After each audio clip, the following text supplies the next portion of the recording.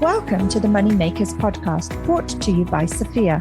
Sophia is an exciting education platform for women with a goal to increase diversity and inclusion in early stage investing. This podcast is a finance, innovation, and investing show for amazing women everywhere of all ages. Each fortnight, we will feature an inspiring woman from the investing and finance sector, or a female founder with a special focus on Asia. To receive a 10% discount on all of our courses, go to sophiawomen.com and use promo code podcast10. Today on the show, we've got Vivien Khoo, the chairperson and founder of the Asia Crypto Alliance. Hi, not the usual podcast host that everyone expects at the Moneymakers by Sophia. This episode is going to be hosted by myself. I'm Christine Yu, co-founder of Sophia, and I'm very excited to welcome our guest today. So Vivien, welcome to the podcast. So happy that you're here with us. Thank you, Christine. Well, obviously, I've known you ladies for a long time. Love the great things that you guys are doing. So I'm very excited to be here to be talking through the exciting world of crypto tonight. So happy to have you with us. So Vivien, I'd love for our viewers to hear from yourself. I mean, introduce yourself, what you do, and what you do in the crypto world. Sure. Maybe I'll start from the beginning. So I was in the traditional finance world for 20 plus years. So I was in the exciting risk management and compliance role, and a very different type of excitement, actually, since 2019, when I moved into a crypto derivatives exchange. So pretty drastic move. Most people are pretty shocked about the sort of turn that I took. But at that point, I felt, I've been in banking for a long time. I was an ex-regulator. I felt that the digital industry has some legs and, it was starting. So, why not actually give it a shot? So, never regret it for a minute, even 10 seconds looking back. Fascinated by all the blockchain technology. I think the sort of correct and incorrect way of how people were dealing with crypto, and definitely, it's been an evolution since 19 to now. I mean, I know we'll probably talk a little later about the latest market and how that's transpired. Yes, but we will. Yeah, so we can definitely talk about that later. But right now, I've got a couple of different hats. So Asia Crypto Alliance, is an industry group which we are building out for Asia virtual asset industry to build a proper interfacing with regulators and with authorities. So that's the sort of more serious and part that I still sort of wear a little bit of my old hat dealing with regulators and authorities. I'm board advisors for a couple of different companies.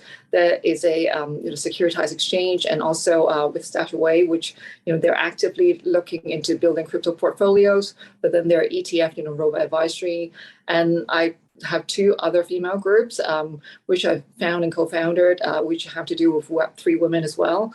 And lastly, I'm very passionate about, running different projects, NFTs and otherwise, more so looking at different verticals than really to figure out, how do you max out the amount of crypto that you make. Of course, that's a focus too, but probably not the top priority. So I'll sort of pause there.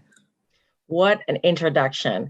And also, I do want to add that I love what you do for women in crypto. I mean, we know that the crypto world is lacking in diversity. And I think, the work that you're doing in building out your female communities in crypto is so admirable. And we at Sophia, we love everything you do. So kudos to you. So we talked about your career actually a little bit, Goldman Sachs, dealing with regulators, taking the leap into the crypto world. But, let's dial it back a bit and, talk to me about what was your first personal light bulb moment when you thought, wow, crypto, this is interesting. When was it? What were you thinking? What were you doing? And what made you kind of really make that leap from your traditional finance career? So I wish I could tell you something like I've always been interested in blockchain. I knew about technology and I knew about these investments, but it's nothing like that. Literally, it was an opportunity. I was looking at, what my next move would be after close to 2 decades. And as I mentioned, the opportunity at the crypto derivative exchange came up. I knew very little about crypto at that point, other than I was trying to diligence, I think, individuals and companies about, make sure they're not scammers, make sure, they're sort of proper people, source of fund and whatnot. And I bought my first 2 Bitcoin after I got to the exchange. It took me a long time to buy the next 2 because the first 2 was done OTC. There are other people who are telling me, oh, you can go into some shop in Wan Chai, go upstairs and you can get your crypto with your cash. Or, there are these ATM machines that you can go to, which all probably sounds a bit too unusual for a compliance person, stuff to take. So I went through the proper route. But Bitcoin has always been volatile, as you know, crypto. So when I joined 2019, it was about 3,000-ish. It went up to 16, 17,000, and then it came down all the way again, to 3,000-ish in a very sort of maybe within a year. So that was a type of volatility. For someone like me, traditional finance, who was fairly restrictive in a bank on what you can invest, clearly, that was not the type of investment I was, it can be viewed as a risky asset, but probably not the core of what I would consider an investment. So what would Vivien now tell Vivien, who was about to join the crypto derivatives exchange? What would Vivien now tell Vivien back in the day? Well, number one, I should have asked to be created for crypto. I should have loaded up more. Well, maybe the right coin. Only choose the biggest market cap, because you might have heard about the story too. Like there were like 2 pizzas that were bought, way back with very little crypto, and now like if you do the math, it's going to be worth hundreds and thousands of dollars. So I think way back. And it's funny, even with NFTs, with infrastructure, and there's a company, Animoca, you probably heard of. Yes, I think when of course. Yatsu first was in the industry, people think, God, are you crazy? What are you, basically, I don't think anybody believed in what he believed in. And, he started with gaming and the like, because usually people who has a vision and who sort of believe in what they do, it takes quite some time. I mean, sometimes a bit like artists. That it took a certain period of time before people realize, wow, this is for real. I mean, even for me, when I first got into industry, I was skeptical for sure, because you meet people, in meetups. They have very strange way of communicating. I love the typos in the crypto world, like HODL, HODL, right? Yeah. What does it stand for? Just hold it on for dear life. Yeah, hold on for dear life, go on forever, basically.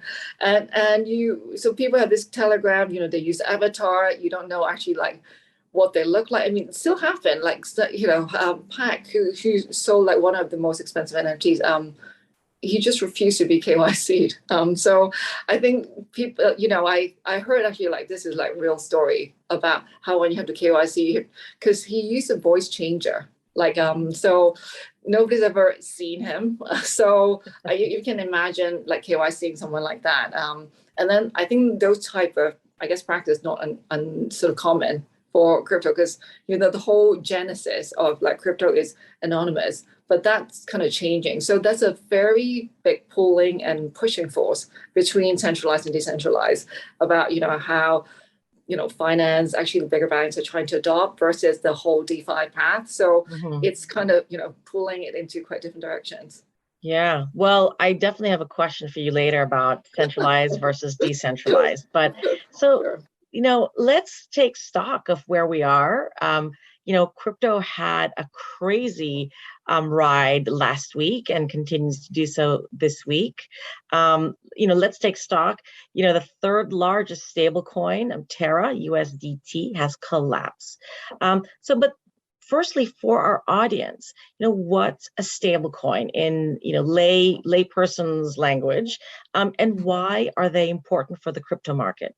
Okay, so stable coin is a cryptocurrency which its value is basically pegged or backed by currency, commodity, or financial instrument. So I think most people have the notion because of the name of it. Stable coin is supposed to be stable. But it kind of depends on is it collateralized by fiat? Is it by crypto? And is it by algo? So the Wow. one that you My talked mind about, is just blown here. So fiat is basically real money, right? yeah, correct. Backed by fiat, backed by algo, Yeah, crypto, so yeah. So backed by other cryptocurrencies. And the third correct. option, which is what we saw with Terra, right, is that backed by an algorithm called Luna, right? Correct. Right. No, and then most people, again, not knowing what to trade, they usually hear headlines. So Yes. Luna was something that was giving 17-20% yield. In fact, we had a session on Terra because people were fascinated about, God, my bank deposit, I'm earning like close to zero interest if I put in a bank, 18%. But obviously, there's always a catch about why you're sort of making so much. So anyway, without going into that level of detail, so I think effectively Terra was had this coin that was behind called Luna, and then in terms of how they were managing risk, they had a lot of market makers at the back of it. So I think when the market started to tumble last week, I think there was a lot of de-risking. And then there's a process also where actually you have to burn coin to create sort of more liquidity, which kind of compounded and make the situation worse. Right. And frankly, people again saw the headlines. It went from 100 to, I think the lowest was, like sort of point not cents, whatever it was. So it was a question of people's confidence was rock about, is the whole ecosystem going to collapse? Stable coin that's supposed to be stable, is obviously no longer stable or not stable. So people started looking at the other coin too. I mean, some of them actually, even a very stable one, USDC, which is another one that's backed by dollars, actually went down to like 97 cents, which is again very unusual. So I think it was just the panic that caused the whole market that that was really rocking people's confidence. So if you look at it now, I think a lot of crypto like Bitcoin has kind of gone back a bit and recover, and that's a lot. It's recovered to over 30,000, right? Yeah. But still, I mean, if you sort of look at it from last year when it was at top, then it came probably down more than 50%. So again, it kind of depends on what your entry point is. I think for these crypto, and what's your longer term view, and so your holding power and all that. Yeah. Wow. Definitely a wild ride in the crypto markets. I'm very aware that a lot of retail investors have lost a lot of money in this move with Terra, right? So, in a situation where it's fiat or normal cash, you are, as a depositor to a bank, you have some protection that your deposits are backed to a certain amount, right? So that is a benefit of centralization. Sure. In a decentralized, in a DeFi world, how should this be working in your opinion? Well, I think that's a tricky question, because I think the whole notion of decentralized finance is like not regulated. But if you talk a little bit about the sort of regulatory backdrop also, is because, so I think a lot of different countries, including Hong Kong, HKMA, they put out consultation earlier this year, to look at stable coins and to look at crypto assets. And then, Bank of England, it was earlier, they're going to look at stable coin regulations in 2023. So I think there's definitely an awareness from a government authority and regulator perspective. And I think how this will trend is, I think ultimately there will be two sets of stable coins. Like one set will be regulated, one will be not. Because if you look at the list of kind of stable coins, I think the top Terra was the third one, and that was bigger. And you've got USDC, you've got Binance Coin, but some of these, like, what basically is it behind those stable coin is kind of the important question. So you have to look at them one by one. And I think it's hard to compare it to traditional finance from a perspective, as you said, that one is not regulated, and nobody's really checking and looking at ensuring that whatever is kind of behind it kind of stay intact. In your traditional finance system, if your dollar get unpacked, then you have a whole sort of, monetary authority that looks at that, and which nothing like that exists in the DeFi world. Wow. This is really fascinating stuff.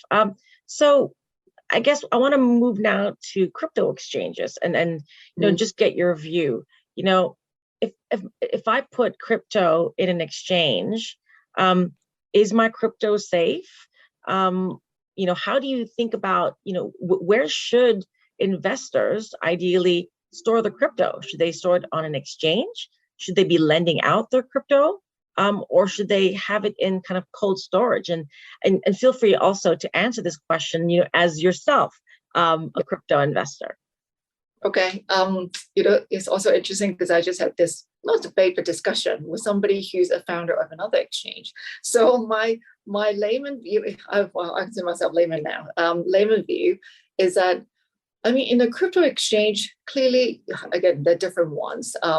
They're regulated ones. Even within the ones that are regulated, they're countries that they're regulated. Mm-hmm. I think the sort of equivalent of like FDIC, for example, it's not, there's nothing comparable. There are insurance companies out there now that said they will insure crypto, but usually from the perspective on hacking, cold wallets, so not the actual assets itself. So clearly one of the key risks, of investing in crypto that is at risk.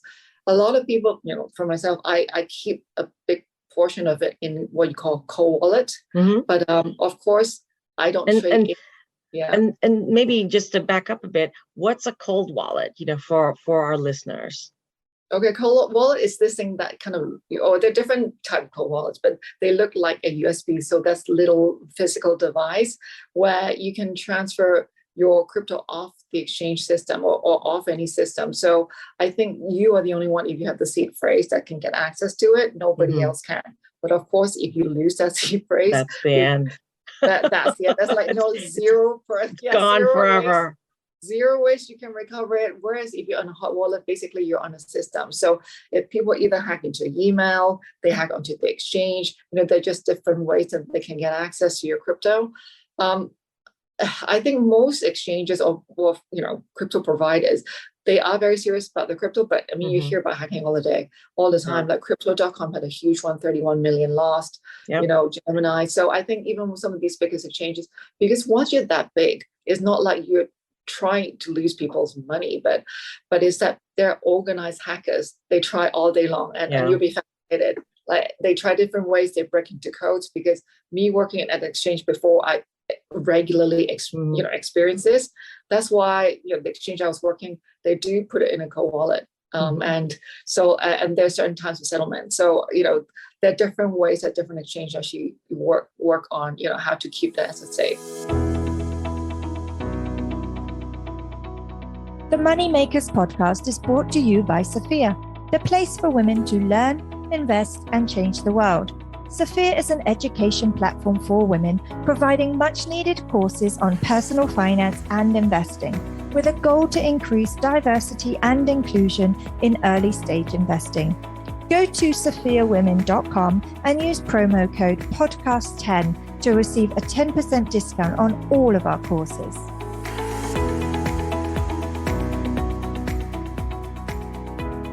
So I want to turn our attentions. We talked about, Bitcoin and the fall of Bitcoin, right? So, I think since April, Bitcoin's fallen about 40%. Are NFTs next?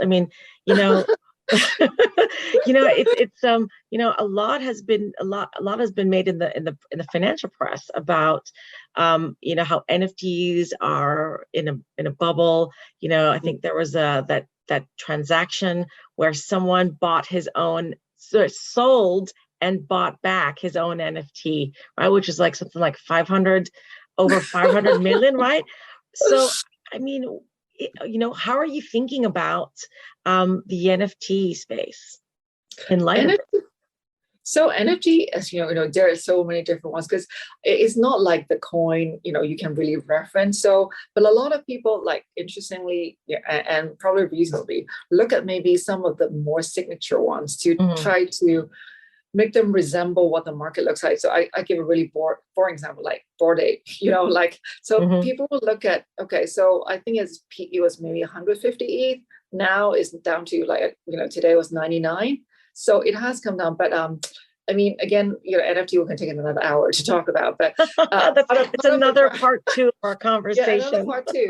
But if they notice, because I think the board, they started actually having their own metaverse, which is called Yugaland. So when that came out, it dropped to 50% within a few days. Against that was kind of some sort of confidence crisis, I think, at that point.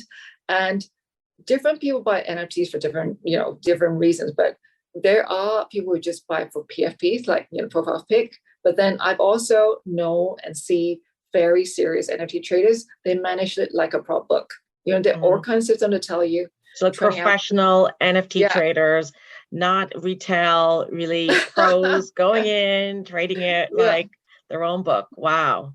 Yeah. And then interesting space. Going back to your question about, sort of buying and selling, that's also one potential weakness too, because of, there's a lot of wash trades going on.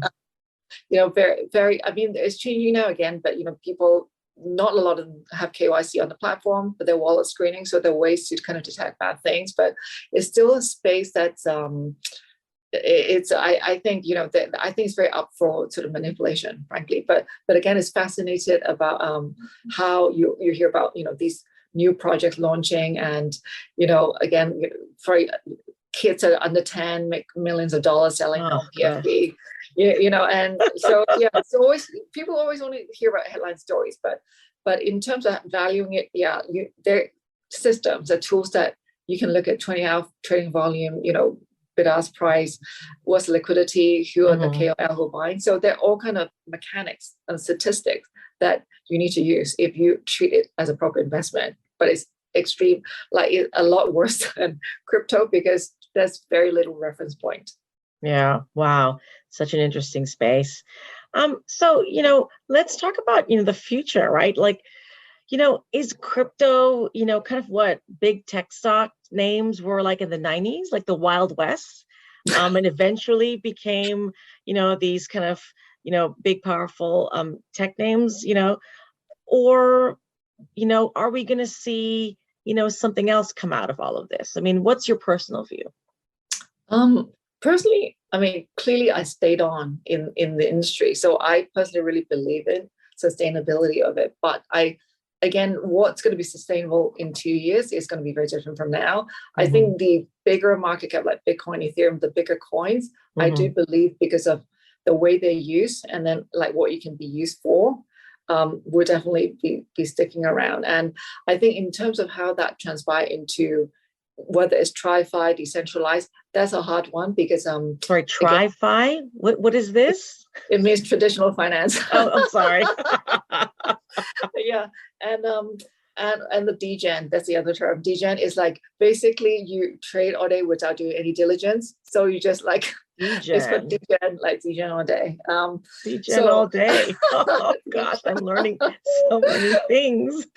So the degen versus the TriFi guys, I think we're kind of in the middle right now, because the sort of the degen ones would want everything to go to decentralized. For example, going to DAO, there'll be governance, there'll be community. And DAO is spelled DAO, for our listeners. Yes, the DAO. Got it. The DAO. That everything will be run by community, by voting. They're completely against anything that's regulated, centralized, versus the government and authorities are trying to probably stop all this sort of decentralized actually making impact on the traditional system. And understandably, like look at last week, if I think Terra and others has any relevance, I think, in the traditional finance system, then I'm sure like the World Bank, Monetary Authority, I think you have all kind of alarm bells going off in the traditional market. So I personally believe, as I said, actually there will be, I think, the coins itself and their technology will be something that's sustainable, and there will be new technology developing. It was NFT, metaverse. There'll be new things that comes out and tie sort of different things together. But it's going to be hard to say actually what is it like. Of course, 2 years time. I mean, I personally hope that we do see coins with much lower carbon footprints, right? And much more sustainable coins, and it does feel like that's coming up, right? No matter what, because it is not sustainable, that, the entire carbon footprint of Bitcoin is that of the country of New Zealand, right? It's just Yeah, so for sure. it's for myself as an impact investor, that's my hope for the crypto space, among other things. So let's move on. I mean, so what should how should a new crypto investor in this market, how should a new crypto investor be looking at the current period of volatility? And again, feel free to be answering this, from your own perspective, yourself as a crypto investor. Yeah, and I get asked this question. It's funny. I get asked this question a lot. For example, where do you think Bitcoin will be? Like, where do you think Ethereum will be? I actually don't look at this much differently from what I look at my traditional investment, as in is an asset allocation, Right. basically, and whether you allocate this as a risky asset, which I personally definitely would. Oh, yes. But now actually the thing that I noticed change so like a lot is in the past people just look at coins like more purely coins, different type of coins. Now you've got funds, you've got ETF, you've got so a different means to invest in this asset class, if you want to call it. So you can look at different ways of getting exposure. I think that's kind of more important thing. But yeah, I would definitely view this as a risky asset allocation. So whether you go now or later, I think it's a matter of what's your investment horizon. And the other thing that I also think has changed, when in the past, as I said, actually is viewed as digital gold. If the traditional market is under stress, then people said, well, Bitcoin go up, but that's kind of changing too. So I think it's a lot more positive correlation. To be fair, right now in this particular market, there's nowhere to hide, right? Equities are down, bonds are down, crypto's down, right? Everything's down. Everything's down. Well, real estate's up, right? But still, right, there's just very few places to hide. So it's a very interesting time in the markets. And, I think you're right. It is about looking at it as an asset allocation, and, how much of your portfolio are you going to be allocating to risky assets like crypto? Yeah, so, correct. If a new crypto investor, if you had to, if you had to, as Vivien, instill some wisdom, what would be kind of 3 fundamental principles or concepts in finance that you wish they would know before they dip their toe into crypto?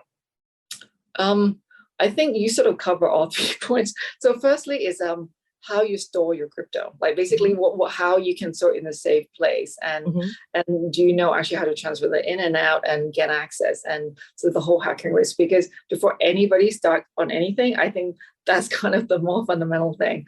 And the secondly really is to look at the universe actually of investment that you can consider by getting exposure, really.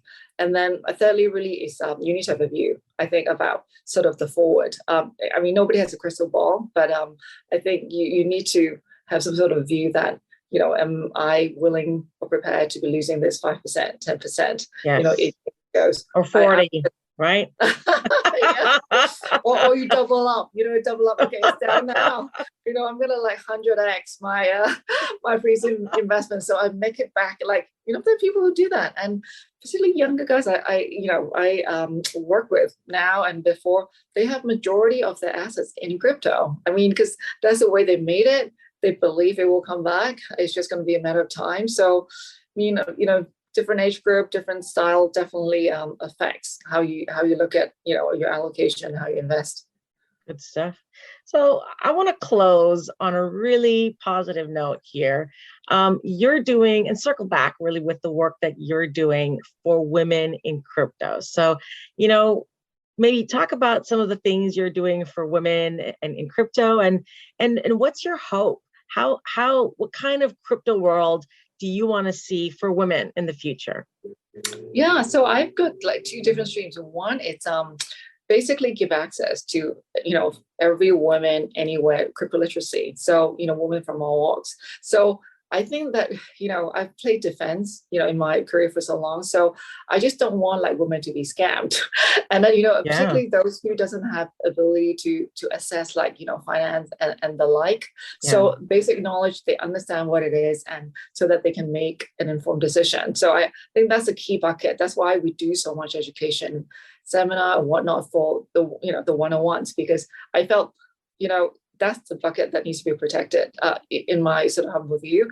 The other piece is really kind of to make it more fun, because there's just so many verticals that, crypto can touch, that I think the world will become a digital arts world. Because even NFT, we're talking about like membership today, we're talking about arts, we're talking about fashion, there's just so many verticals. Oh, so many. Yeah. So many. And then the others, I have one other separate group, which is more finance professional. That one is more, we hope to actually bring up leadership, like as in, so I think female who wants to get to Web3, female who has aspiration to become in a leadership position, how we help them. So again, can talk for another hour, but I think those are what I hope, kind of helping and building community, but in a fun way. And then we all learn from each other, really. I love this. I love all of this. So thank you for doing all that you do to help women and empower women in crypto literacy. And one final word, if you had to say something to a woman looking to get into crypto, what would you tell her?